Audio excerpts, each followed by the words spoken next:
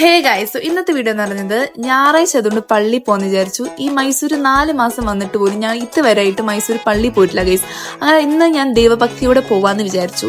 അങ്ങനെ പള്ളിയിലെത്തി. എന്നിട്ട് എൻ്റെ ഫ്രണ്ട് പറഞ്ഞു നേരത്തെ കാലത്തൊക്കെ എത്തണമെന്ന്. എന്നിട്ട് അവസാനം അവള് ലേറ്റായിട്ട് എത്തി. എന്നിട്ട് ഞങ്ങൾ ഓടിച്ചാടി പിടിച്ചിട്ടാണ് അവിടെ പോകുന്നത്. കാരണം പള്ളി 11:15 കഴിയാനായി.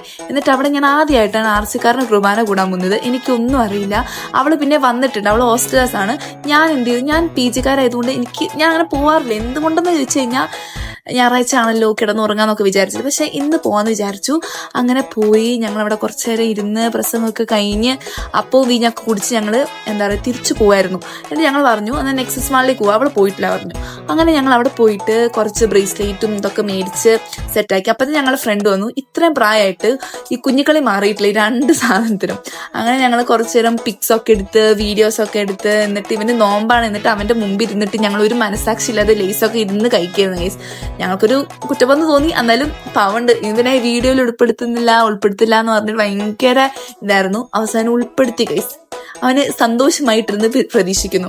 അങ്ങനെ ഇവൾക്ക് കണ്ണാടി എടുക്കണം എന്ന് പറഞ്ഞിട്ട് കണ്ണാടി ഷോപ്പിൽ പോയപ്പോൾ വേറെ 2 ഫ്രണ്ട്സ് വന്നിട്ടുണ്ടായിരുന്നു. അവരുടെ കയ്യിലായിരുന്നു ഇവളുടെ കണ്ണാടി. എന്നിട്ട് അവളെ ഞങ്ങൾ തിരിച്ച് സുരക്ഷിതമായിട്ട് ഊബർ ചേട്ടൻ്റെ ഏൽപ്പിച്ചിട്ടുണ്ട്. അങ്ങനെ അവളെ കൊണ്ടാക്കി. പിന്നെ ഞങ്ങൾ ഫുഡ് കഴിക്കാൻ വേണ്ടി പോയി.